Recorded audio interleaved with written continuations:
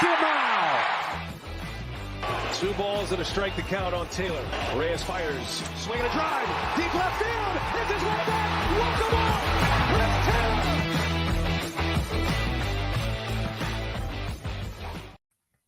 Hi, everyone, and welcome back to DodgerHeads Live, presented by DodgerBlue.com. My name is Matthew Moreno, and joining me tonight, I think tonight's late enough, right? 7:30. I think we're past today. Is our managing editor Blake Williams, who is freshly back from Dodger Stadium for Clayton Kershaw's big debut. But the biggest news of the day is Blake learning that the cafeteria press box offers, do you want to call it club soda or sparkling water?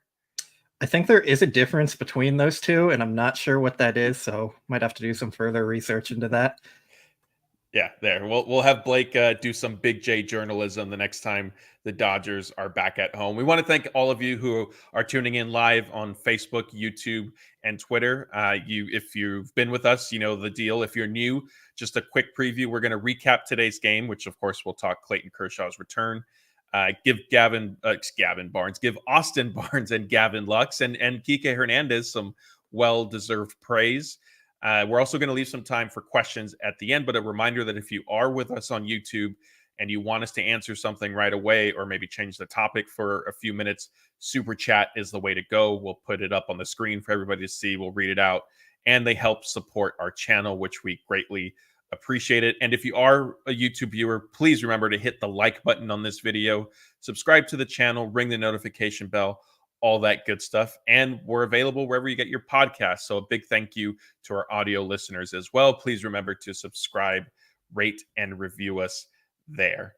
So, all right, Blake, let's get into tonight's plan. And we'll start with Clayton Kershaw, freshly back from the 60-day injured list. And there was plenty of excitement with Kershaw not only returning, but also the corresponding roster move, which was Yohan Ramirez getting designated for assignment.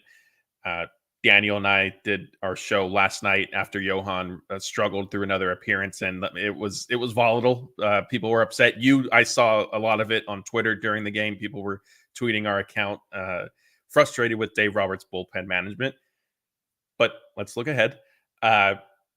Kershaw ended up pitching 4 innings. Kind of, sort of planned that he was going to have a little bit of a shorter outing, as you guys can see here in the banner. We have up 6 hits, 2 runs, 2 earned runs. Both of the runs were earned. 2 walks, 6 strikeouts. The 6 strikeouts were the most he's had in a start since 9 strikeouts against the Reds of June 8th, 2023.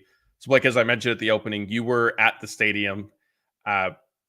Give people some insight on what it was like, kind of, the excitement building with Dave Roberts, sort of his pregame. I don't like to call them press conference, media scrums, I guess. And then just what you saw from Kershaw on the mound. Yeah, there was a lot of excitement, especially from Dave Roberts. The first thing he said was, "It's Kershaw Day," and he kind of yelled that out a little bit, like excited, acting sort of like a fan more than a manager there, just to see Kershaw back. And then he went in deeper and talked about how excited he is to have Kershaw back and all that. And I mean, understandable. It's been a long time coming for Kershaw to come back now after the offseason surgery and everything. But yeah, so there's a lot of excitement there. And then just seeing Kershaw back out on the mound, it was good. All the fans in the stadium gave him a cheer when he came set for his first pitch. And then he missed up pretty badly. Little adrenaline rush there maybe for ball 1, but came back and pitched a solid game. The command was pretty solid. I thought that was encouraging after he hasn't pitched in so long. That's always one of the main things you're looking for. And then, of course, the swing and miss was there as well. Ran into some BABIP trouble in that 4th inning there, I think it was, but bounced back after that and really kind of gave the Dodgers what they needed and were hoping to get from him. So it was good to see. Yeah, real quick, we have our first super chat of the night from Suze. Says, new viewer, love the show. Suze, welcome. Thank you. We appreciate the support. We enjoy doing this with you guys and getting to interact with everyone. And we're going live pretty much every day of the week. And you guys make it fun. Not a super chat, but big news here. We have Andrew Friedman potentially may or may not be tuning in. He says, hi, guys. I'm making calls right now. Thank you, Andrew. If you stick around, you might hear some maybe valuable input from Blake and myself on what calls you perhaps should and should not be making because we're going to get into plenty of things. I kind of skipped over that. I didn't mention some Rich Hill interest that the Dodgers reportedly have. They did sign Jordan Lyles.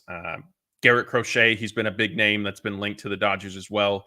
But maybe some obstacles now with his potentially getting traded by the White Sox. And real quick, I do see Sarah Smolch has just subscribed to the channel. Sarah, thank you for that. Like I said, we appreciate everybody who tunes in for these live shows. Let's get back to the game. So Kershaw, had the benefit. And one thing too, you mentioned some of the excitement with him. Kershaw's family was also there, which I thought was really great to see. His wife and children try to make it to as many starts as they can, as possible, as many as they can anyway. I think this one obviously was special in its own right, just because of what he's coming back from. And, he is certainly closer to the end of his career than the beginning. And you saw Ellen, like the Sports Center Light broadcast showed her, like you could see kind of the emotions that she had, that, it was an overwhelming thing. And you mentioned Kershaw maybe had a little bit of nerves, but the Dodgers did help him, I think, settle in. Kike Hernandez gave them an early lead with an RBI single in the second inning. Kike then hit an RBI double in the fourth inning to tie the game. Austin Barnes put the Dodgers ahead with his base hit that brought in a run.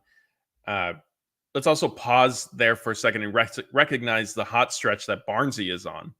He had a pinch hit at bat in the ninth inning on Wednesday, and the game was basically over at that point. But, kind of a tough spot, but still extended his hitting streak to 10 games. Then a couple more hits today, so career best 11-game hitting streak. The captain is stepping up, and I don't think it's any coincidence that it overlaps and coincides with the Dodgers suddenly taking off out of the All-Star break. Maybe a little, but probably a little more of a coincidence there. I mean, Austin Barnes, he's got a lot of hate over the years for his bat, but for what he is as a backup catcher, he's probably one of the more valuable backup catchers in the league. I'm not going to say the best or most valuable, because the Braves have a pair of starting catchers over there with Travis d'Arnaud as their backup, who would start for a lot of teams. So that's a tough one to overtake there. But yeah, Austin Barnes, what he does in the clubhouse and what he does with the pitching staff and just acting as an extra coach for this team, it's really valuable to have him around. And then when you get the offense going from him, just makes it even better. So like, it's not even a thing you look at anymore when Austin Barnes is in the lineup, like, oh, that's an automatic out there. Like, it kind of was that last year. Now, when Will Smith gets a deserved day off, you have a quality backup catcher you can plug in there and still probably get some offensive results from him. Yeah. Credit to Barnesy for producing and going on that hitting streak. Fifth inning, back to the game. Fifth inning, Dodgers had runners at the corners, nobody out, but scored just one run. That came on a Jason Hayward double play. Later, Alex Vesia's struggles sort of continued. He allowed 2 runs in the eighth inning. The Giants ended up tying the game. Dodgers answered right back. Nick Ahmed and Shohei Ohtani back-to-back home runs.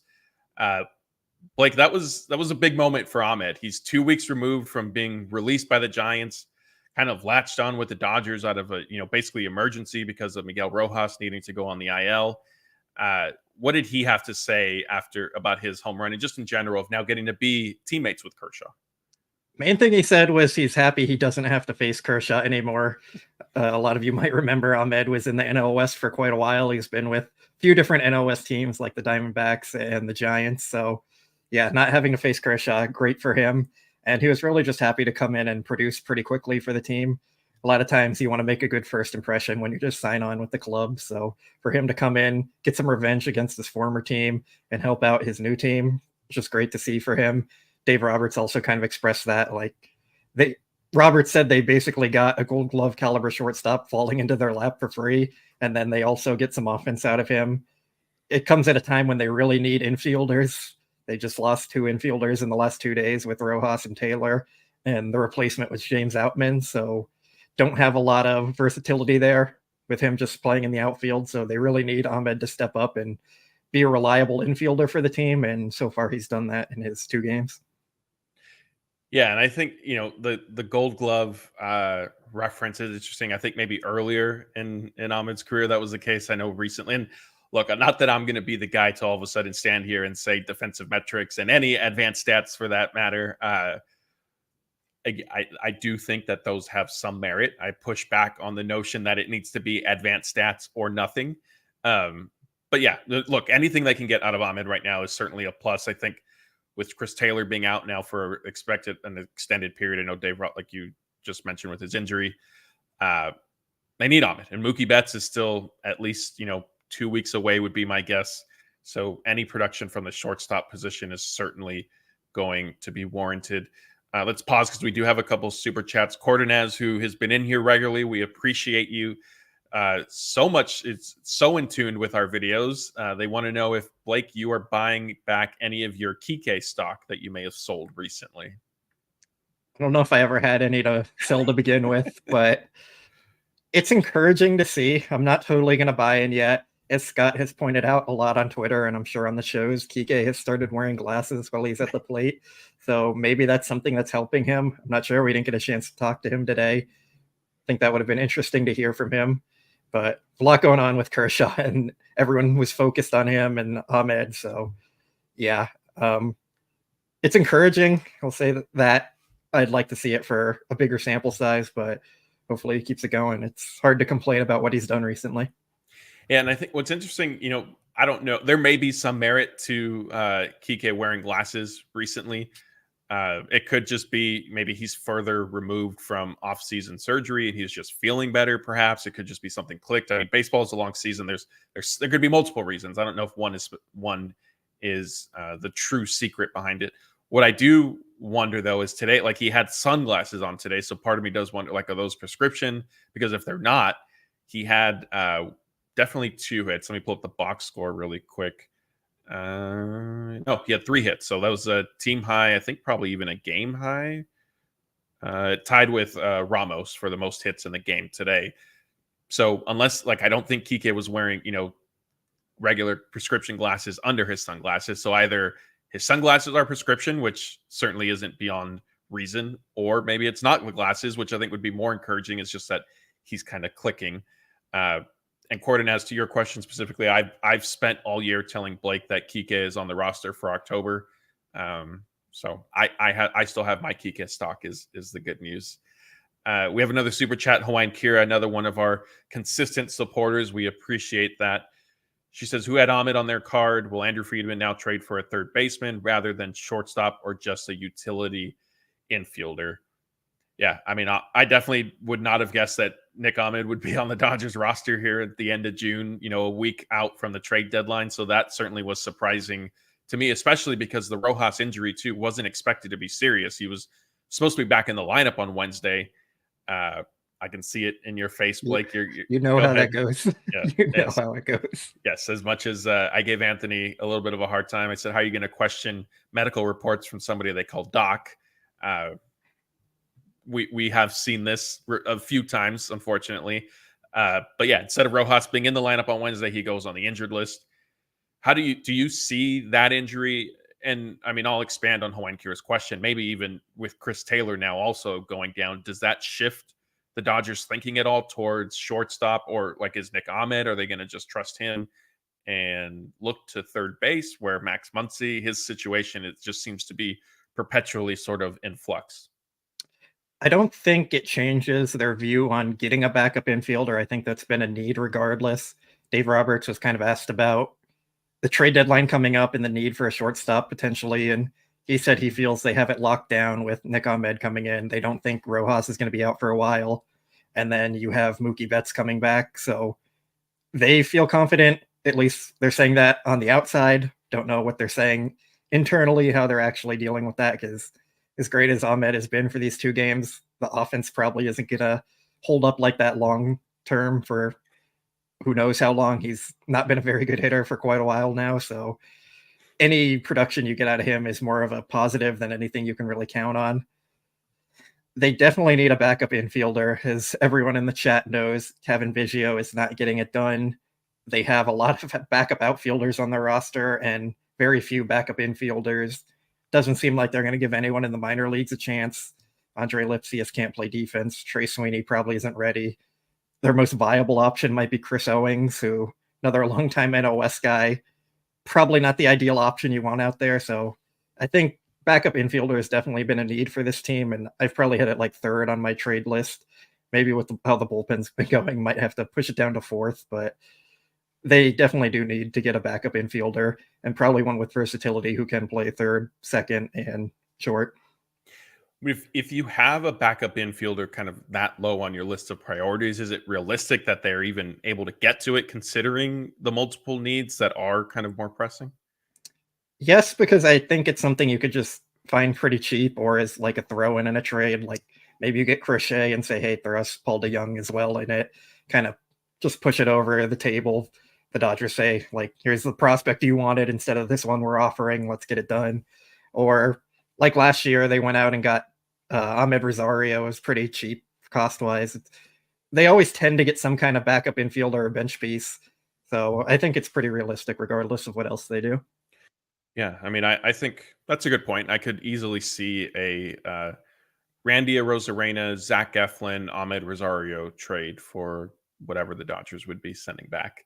Uh, Go ahead.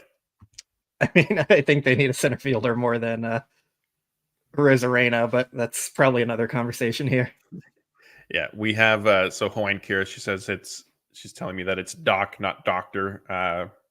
Yes, but like Doc is short for doctor. And of course I say all of that in jest anyway. It is I don't think Dave Roberts always intends to be incorrect with injury reports. I think sometimes the Dodgers as an organization try to kind of mask the true severity of stuff. And then I think, as I've said before, Dave Roberts also just has a lot on his plate. And so keeping track of everything like that, he tends to be, I think, a little bit more focused on the guys that are available. But hey, Doc, DR, Dave Roberts, Doctor, it all works. Yeah, it's Doc because it's DR. So yeah, there we go. Let's get into some trade stuff. According to multiple reports, Garrett Crochet has some demands if he's going to be moved at the deadline here that's coming up at 3 p.m. Pacific on July 30th. According to several reports, Ken Rosenthal, I think John Heyman might have even been first to sort of break this news. Alden Gonzalez or somebody definitely from ESPN as well was part of it. Says Crochet not only wants to remain a starter to finish out the season if he's traded, but he also wants to be signed to a contract extension in order to pitch in the playoffs. Blake, how surprising is this sort of development? And I know we've kind of texted a little bit about this, so I might not necessarily be setting you up properly for what you're going to share. Well, to answer that, I think it's surprising that it's come out. You don't really hear stuff like this from players. Most of them, when they're talking to the media or giving their statements, it's like, I just want to win, do whatever to help the team. But for Crochet, I think it makes a lot of sense for him. If teams are going to talk about baseball and players as a business that they can move on from at any point, and I think it's the players' right to also say, well, then if you're going to treat us like it's a business, then we're going to treat it like a business as well. And I would like to be paid if you're going to potentially ruin my career for the next 3 or 4 months. So it's definitely a topic that's going to leave a lot of people upset with him probably. But I think deep down, like a lot of players are going to agree with his stance, even if they don't necessarily come out and publicly support it because they don't want to be seen as like a villain kind of thing. Because it's not popular with fans when you say like, I'm more focused on the money than winning or anything like that. But I think there's a lot of support from players for his decision here, and it makes sense for him personally. It's disappointing for teams, but there's an easy way to fix that. You give him his contract extension and you have him run out there for the playoffs. Yeah, I think there are a couple key points here. One, Crochet has already thrown 111 and a third innings this season, which is far and away his career high. He's coming off of Tommy John surgery. His first season as a full-time starting pitcher is this year. He's under team control through the 2026 season. He is on a proverbial sort of innings limit, which makes like not necessarily wanting to go to the bullpen sort of interesting to kind of manage his workload. And another thing too, I did see some comments like it does seem, I thought I saw some clarification that this isn't even necessarily Crochet's agency pushing that these sentiments are kind of coming from Crochet himself. I can understand and I can reconcile the notion that, hey, sticking to my starter routine is what's going to sort of keep me healthy. I think I know from covering the Dodgers that if they were to trade for him and stick him in the bullpen, it wouldn't be a situation where they're all of a sudden going to have him pitching back-to-back days or twice in 3 days, stuff like that. I think they still would certainly take care of him. Now, I can't speak to every other team having that same approach, so maybe that's why he's, putting this stuff out there, depending on where he ends up going. The other factor is there was already kind of the reports of how to value Crochet at the trade deadline. The White Sox are obviously going to try to sell him as an elite starting pitcher to ask for more in return. But before these demands even came out, I think there were some teams looking at him saying, hey, like, you're on an innings limit. You've already thrown the most you have. You're coming off Tommy John surgery. Like, you might have to be a relief pitcher. And at that point, we're not necessarily giving up as much for you. What impact do you, so considering that was already out there, what impact do you think now Crochet's reported demands might have on the likelihood of a trade? I think it decreases them because it takes a lot of teams out of the potential bidding for him. There's not going to be a lot of teams that want to sign him to a contract at this point. Like, maybe the Dodgers could do it, the Astros, the Yankees could do it, the Phillies could do it. But that's limiting yourself to 4 or 5 teams instead of 10, 15, even 20 teams. And especially when you get into the off season and that kind of opens up for every team to go create a bidding war, I think the White Sox are going to be a little more patient and open to waiting for that point now. But from Crochet's standpoint, he's making $800,000 this year, and according to Fangraphs, which comes up with a money value for how much a player's worth to their team, he's at $33 million. So, like, he is outperforming the actual dollar amount that he's making, like, by an insane amount.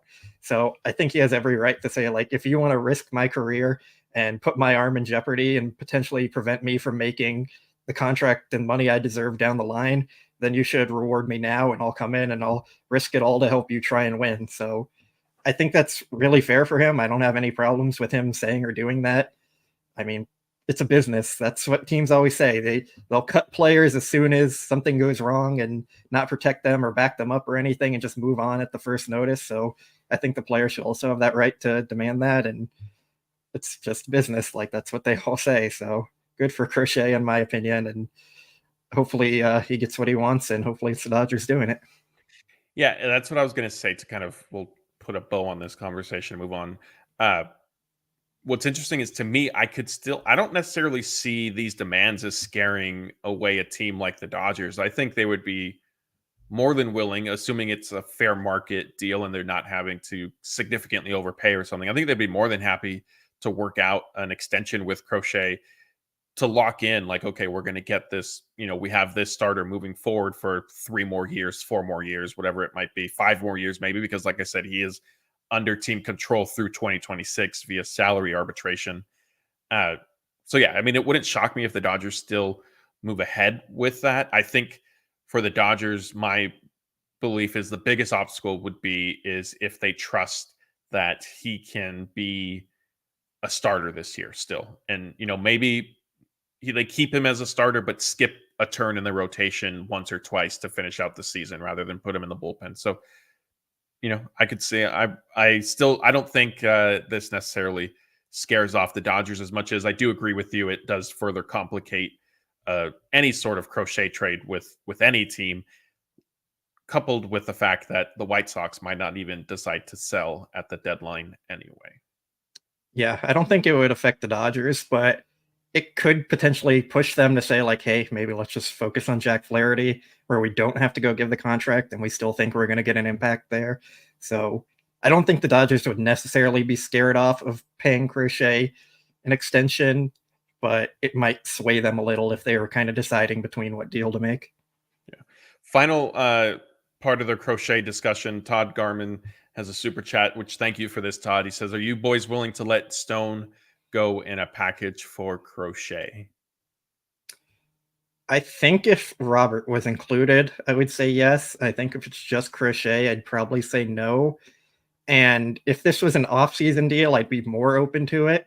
But the Dodgers really need starting pitching right now, so it just doesn't make a whole lot of sense to trade a starter to go get a starter.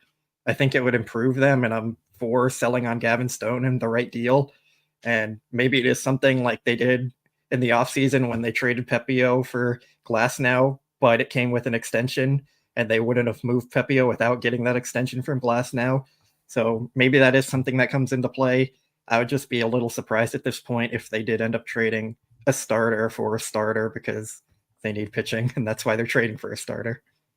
Yeah, I agree with you. I mean, I feel like we were in the same position a year ago where I was saying the Dodgers can't trade from their rotation to just to swap pitchers, basically. That being said, if it's Gavin Stone for Crochet plus something, I could be talked into it. But to your point, if it's basically just kind of a swap, I think that becomes a little bit problematic. All right, our next topic, we're sticking with pitching, but this is somebody who the Dodgers have added. If you missed it, there were reports this morning that they agreed to a minor league deal with Jordan Lyles. Just a quick rundown. It's a minor league contract, so he's not taking up a spot on the 40-man roster. He's going to report to Camelback Ranch to build up because he hasn't pitched in 3 months. The Royals placed Lyles on the temporary inactive list April 22nd so that he could tend to a family matter. The following day, he was transferred to the restricted list. Royals activated Lyles on July 20th and released him right away. He became a free agent. Now here we are. Blake, you seemed a little bit excited. You were going back in your memory of once being a big Jordan Lyles guy. So tell everybody why they should be excited. I think in like 2018, I was intrigued by the idea of adding Jordan Lyles or some kind of year around there. I don't remember the exact year or even why, but at this point in his career, and to be fair, it's been most of his career, he's really just an innings eater. They brought him in, they'll throw him in AAA and just kind of increase their depth down there. Because as much as the Dodgers rotation has taken a hit with call-ups from AAA, that also leaves holes in AAA that they have to fill. So I think this move is just more trying to get innings down there to keep some of their prospects healthier and not have to force them to throw tons of innings, because you do have to have veteran minor leaguers to fill out your minor league rotations down there. So if we see Jordan Lyles make a start, wouldn't totally surprise me. If he makes 3 or 4 starts, that would start to get surprising to me. And maybe he's a bullpen addition just to come up and eat some innings for a few games and then get DFA'd. So I don't think there's too much to look into this or think about at any point. It's just kind of a depth move that they got a veteran pitcher who can pitch at the major league level for free. Yeah, Lyles has been a starter pretty much throughout his career. All 5 games this season were out of the bullpen. Those 5 scoreless innings, 0.80 whip. So he struggled last year. He hasn't necessarily been an ace by any means throughout his career, but like you said, maybe he is somebody who at some point helps take the burden off the rotation. I mean, at minimum, as you mentioned, the Dodgers have several prospects who have been up in their starting rotation that they've needed, and so Lyles is some relief, if you will, for Oklahoma City, assuming that they are going to put him into the rotation. But also, I mean, it might be a little while until he gets there and is ready. If he hasn't really been doing much for the past 3 months, he's going to need to basically kind of go through a spring training buildup. So the ultimate, I want to say impact, but number of times that he'll pitch for either OKC or the Dodgers, could end up being 2 or 3 games type thing. I mean, not a whole lot there. I mean, they signed Cole Hamels to $1 million contract to throw a single bullpen session for them. So what's whatever minor league deal Jordan Lyles is onto them. Yeah, but that Cole Hamels contract, he was looking very good in the bullpen session. They were going to get rewarded handsomely for that, and then just things happened with maybe a second bullpen session. Yeah, maybe.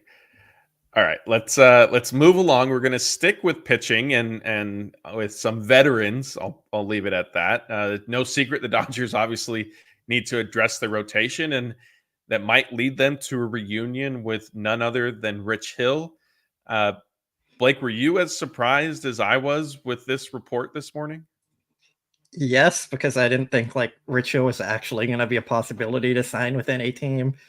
I still have some doubts, but kind of goes to show you how pitchy or how much teams need pitching at this point and how pitching needy they are.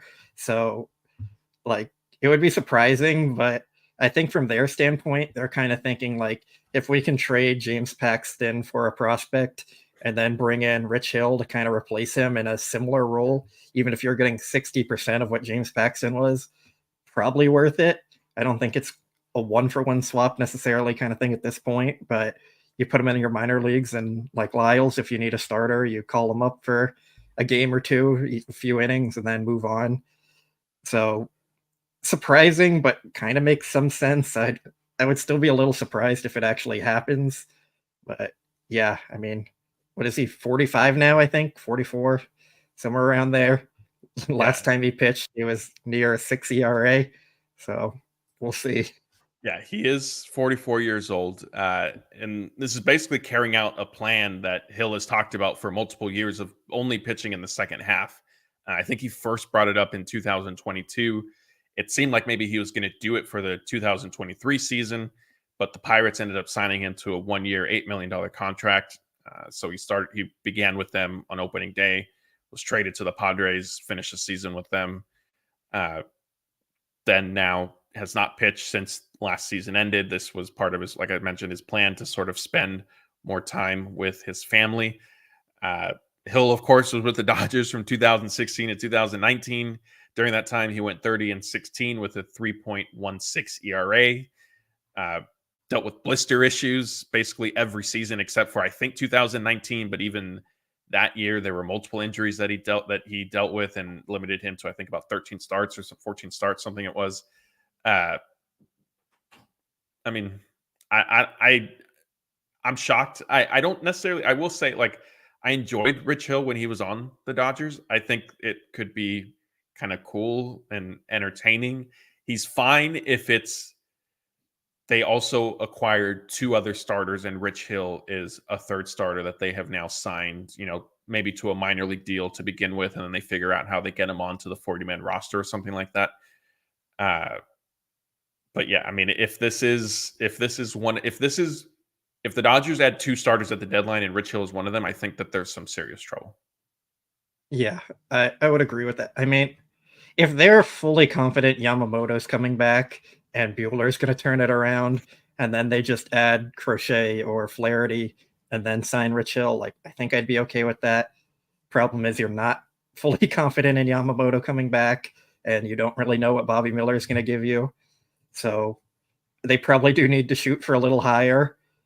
I think it was Brandon Gomes who said they're not really looking to upgrade on the margins. They're focused on impact. So if you're focused on trading for impact and then you do sign a player to help you on the margins, I think that makes a little more sense instead of trading for a prospect. But something of note for Rich Hill, he was a 4.7 ERA guy in the first half of last season and then became a near 7 ERA guy in the second half. So maybe he just tired himself out and needs to just pitch half a season and he'll be solid. Maybe that's what they're thinking there. Yeah. See, yeah. So you get him half a season where he's refreshed, he's feeling good. You get him in the Pryor lab, which I have.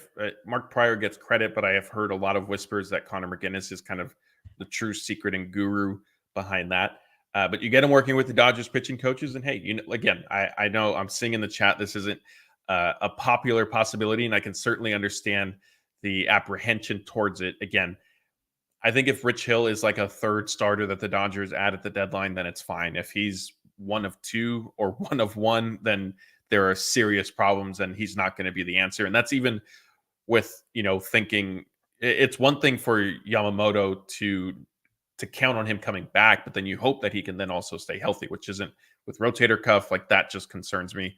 Like you said, Walker Buehler, Bobby Miller, those are kind of question marks right now, even as optimistic as the Dodgers are trying to be. So go ahead. I will say there's probably another angle to this, that it could just be the Dodgers doing Rich Hill or his agent a favor and kind of leaking that we're interested just so other teams maybe start looking into it. There's kind of backroom things that go on like that all the time. So the agent says, hey, can you like pretend you're interested? Then they tell a reporter, hey, we're interested in this guy. And then maybe the agent kind of owes them next time they're discussing, or it's just, there's a lot that goes into all these things. So that might be a likely scenario that we haven't really talked about. Yeah, perhaps. Time will tell. And who knows, what's interesting with Rich Hill is this doesn't have to happen by the deadline. So the Dodgers could see what they do at the deadline, see if maybe they still would be interested, or if maybe by that point, maybe he signed with some other team because they took the bait that the Dodgers had some interest in him. But that's where that stands with Rich Hill. All right, let's get to some questions here. Throw them in the chat as a reminder. If you could just start it with the word question in all caps, that helps Blake and I pick them out as we're looking to answer some. So as we wait for those to get populated, I feel like I wasn't really prepared for a question to kind of start you off with. Is there anything I you have want to one for share? you. Yeah, Go for it. so me and Matt were talking about him going to the movies, Oh and Matt said gosh. he's a guy who likes to go watch all the previews before the movie starts. Yeah. In my mind, I'm thinking like if you get there a minute before the movie actually starts and skip all the previews, you're winning. So, like, can we get the chat to say like yes on previews or no on previews?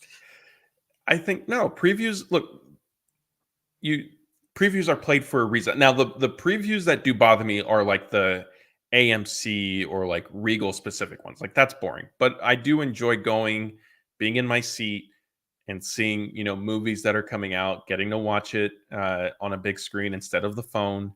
Yeah, see, I enjoy, and I think Hawaiian Kira says previews are not bad. Philippa, yes on previews. Noisy Ninja, yes. See They're skipping the no. I where? feel Who like said there's a it? bias. Oh yeah, well, and Suze did say no. I missed that one. Honestly, I didn't do it on purpose. Your buddy Christopher says he loves previews. Well, Chris's opinion doesn't matter. So Todd, see. So not that this backfired on you, but once again, I get criticized by our staff for my takes, and the people end up being with me. It's just it must be a day that ends in Y. okay. All right, let's get to some questions now. Here, Good Vibration says, "Who do you want to see get traded that isn't necessarily being discussed?" I don't know if this is asking like you want Juan Soto to be traded to the Dodgers, or you would like the Dodgers to trade Cavan Biggio. So interpret this as you will. Um, I'll interpret it as someone getting traded to the Dodgers that hasn't been discussed yet, which I feel like we've discussed everyone we've wanted pretty much. I mean, Corey Seager is always going to be my top answer for this, but that's not realistic. We should come back to this one. Okay, Good Vibrations. Bring it back up later. Ran Matendo 77 says, "Will Paxton get traded? Will the Dodgers be forced to release him if there are no takers?" He's going to get traded. There's enough interest. There's enough need for starting pitchers. There's been reports that the Dodgers have received multiple calls for Paxton, so it's just a matter of sorting through all of that stuff. Kenny Chung says, "If Randy Arozarena is a Dodger, does Andrew Friedman re-sign Teo? Hayward is not coming back next season." I would first push pause on the idea that Hayward won't be back next season, because I think if you're Freddie Freeman's friend, that can help go a long way. And hey, maybe Hayward kind of gets back on track during the second half. But Blake, do you see a potential Randy Arozarena trade impacting Teoscar Hernandez? Not necessarily, especially because Teoscar has said he wants to be a Dodger and he doesn't want to go to free agency. So I think he's open to taking a more team-friendly deal. And I think the Dodgers will be open to rewarding him with that. I also think that Teoscar is going to get the qualifying offer if they don't reach an extension, which is going to limit his market more. And it could be potentially just something he ends up taking regardless, playing on another one-year deal worth a little over $20 million, whatever it's going to be this year. So I think there's a real possibility that they could have both in their outfield next year if they end up getting a Arozarena. And I do feel pretty confident that they're going to extend Teoscar at some point, regardless if it's during the season or in the off season. Yeah, I agree. That's what I believe I told Daniel. I've lost track of who I've said what to this week as I've sat in the hosting chair, but I think that the Teoscar extension it might have been Scott actually, is coming at some point after the trade deadline, maybe late August, early September, once kind of those pieces have really sort of settled. We saw something similar. Muncy signed his late in the year, and so it wouldn't shock me if that's a similar timeline for Teoscar. Skimmer 930 says, "Will Blake be going to Tokyo, and can we meet up for dinner this time?" It apparently would be their treat. We've had some preliminary discussions about that. I think strong chance Blake will be in Tokyo, but this is looking way ahead. So maybe follow up as we get a little bit closer. We need to get through the regular season, get through the playoffs, get through a World Series run, and then we can start looking ahead to 2025. Man, that's news to me. So you're breaking this to me. I'm finding out with the chat There we here. go. Okay, there we go. I thought I asked you about it, so that's my bad. Christopher says, with the state of the Dodgers bullpen, predictions for how the series against the Astros will turn out. Yeah, this is shaping up to be interesting. I think, is it Gavin Stone tomorrow, and then Stone and Wrobleski, Wrobleski, and then to be determined. which potentially could be River Ryan. That would be his turn in the rotation. So there's a likelihood that, or strong possibility, the Dodgers start 3 rookies against the Astros, which I think is interesting, doing that in Houston. I'm upset that Joe Kelly pitched back-to-back days in the Giants series, and so now we're not really going to get to see him against the Astros. But to answer Christopher's question, how concerned are you? Does the bullpen usage impact what you think may happen this weekend? Somewhat. I mean, they used a lot of relievers again today, which seemed like they were trying to avoid using relievers on, what was that, Wednesday at this point now. So they went to Johan tried to get 2 innings out of him. They wanted to stay away from Yarbrough so they could use him today, but that didn't work out. So they had to pitch Yarbrough on Wednesday, and it made him unavailable for Thursday. Then they ended up needing, 6 relievers or something today on Thursday. So the bullpen is not in a good place. I think they probably need to bring in another arm who can give them some length at some point here soon. But I mean, the good news is I keep saying these games don't matter a whole lot. Like, it's nice to go beat the Astros, but the Astros are also such a different team at this point than what they were in 2017. I think Jose Altuve might be the only guy who's left. So the sour taste is a little more. Huh? Bregman, yeah. Okay, well, he doesn't count. So I think Bregman's not having a great year. I think he's been doing pretty poorly. Someone can fact check that one, but I know he started out poorly. I don't know if he's heated up yet. But yeah, I mean, you want to beat the Astros, but if they don't, because the bullpen is kind of in a bad spot, it's whatever. They just need to get through the trade deadline and go from there. Yeah. Let's see. We had a question. Here. David wants to know, Blake, what's your handicap in golf? Not good. I've only golfed twice. I'm not sure how to actually determine handicap, but it took me 66 swings to get through a 9-hole course, so probably not good. There you go. Somebody do the golf math on that and let Blake know what his handicap is. Noisy Ninja says, with CT on the injured list, why bring Outman up? Shouldn't they bring up an infielder? I did see this question a lot on social media. I think the easy answer is in terms of roster flexibility and 40-man roster stuff. There just isn't anybody who is kind of makes the most sense, I guess, maybe, because the Dodgers do face a 40-man roster crunch. And so bringing someone up for temporary reasons just to have to DFA them down the line here and then lose them likely just isn't in the cards.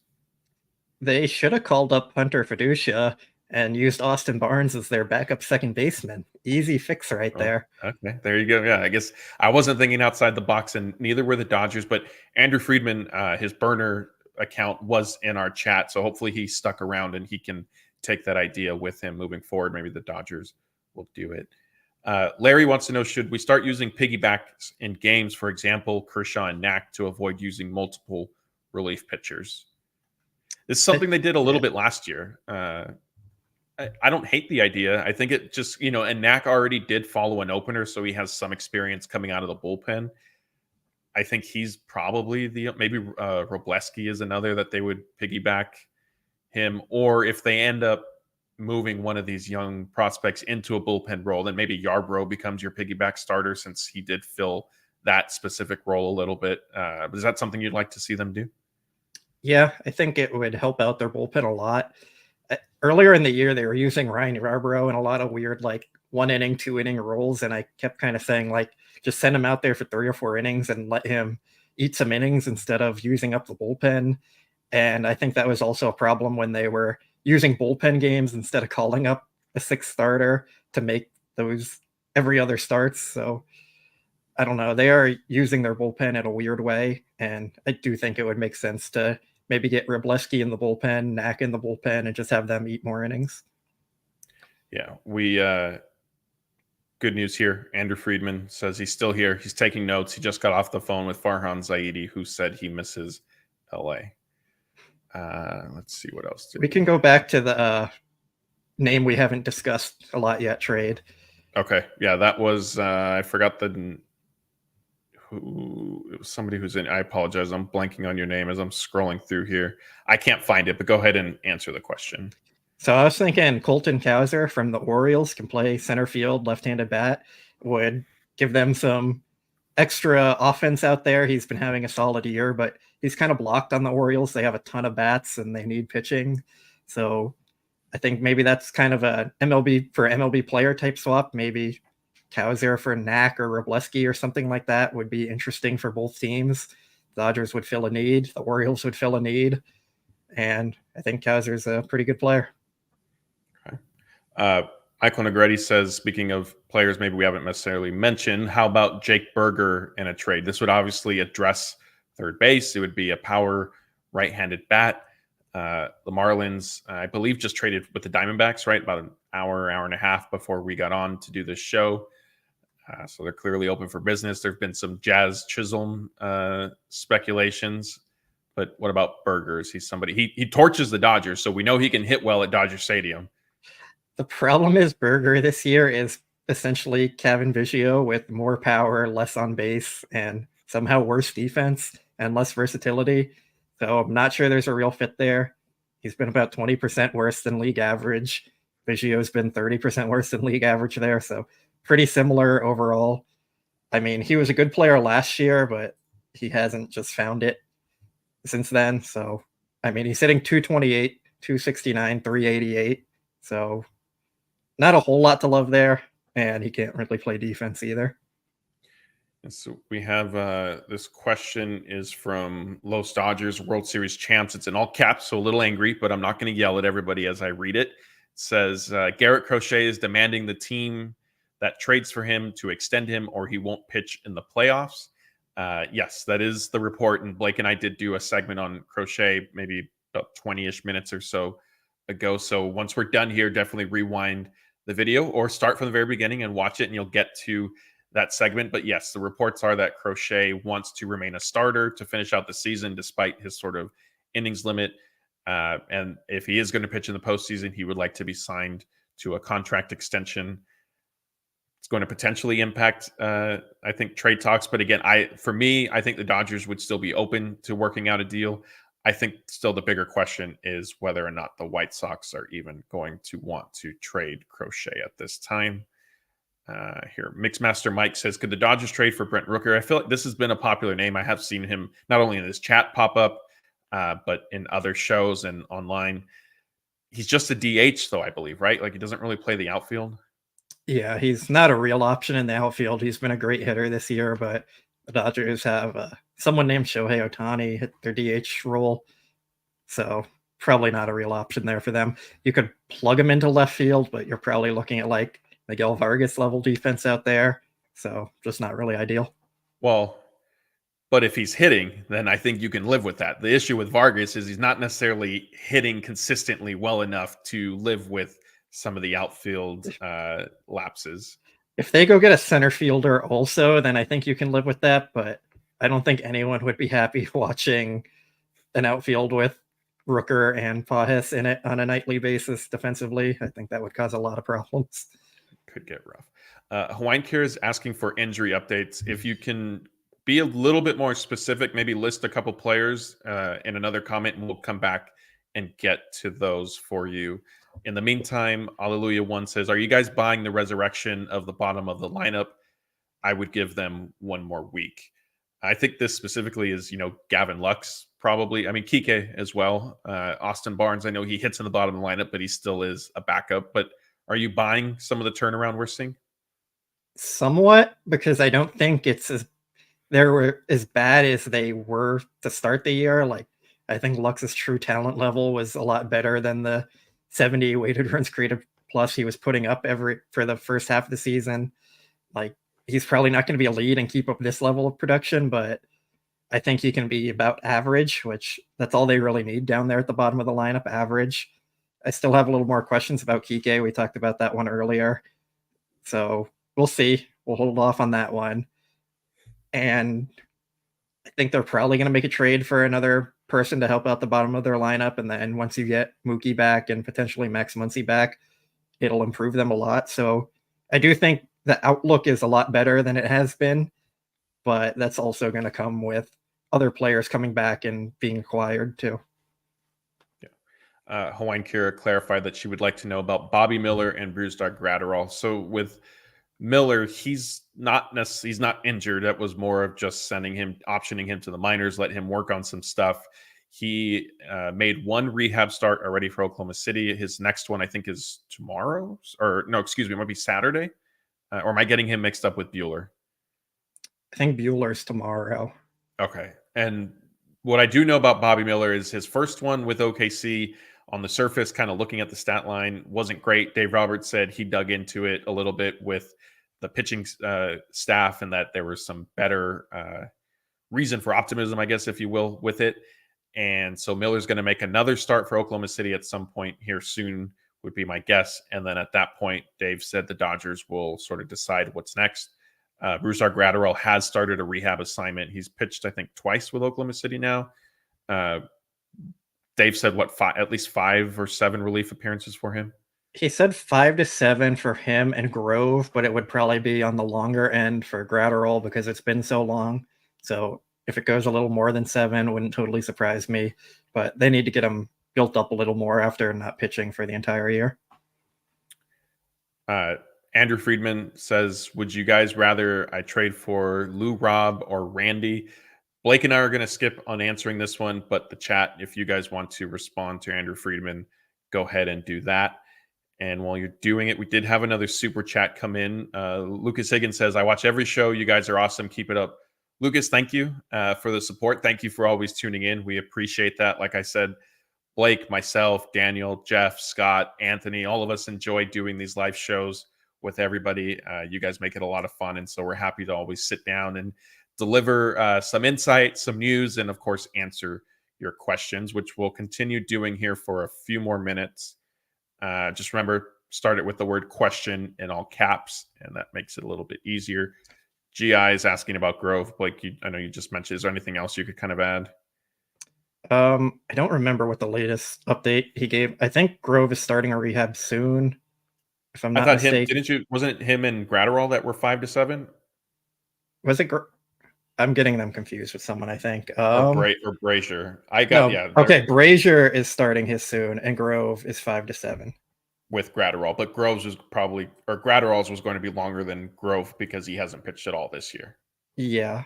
Yes. They have too many injuries to keep up with. Yes, we do apologize. We try to do our best to keep everything on the top of our head. I can also direct you. I'm happy to send you to DodgerBlue.com. If you search for stuff, you'll definitely find information there, and it'll be accurate instead of Blake and I trying to remember something off the top of our head. Sometimes it's a little bit hard, especially with somebody like Graterol and Grove who haven't really been around for so long.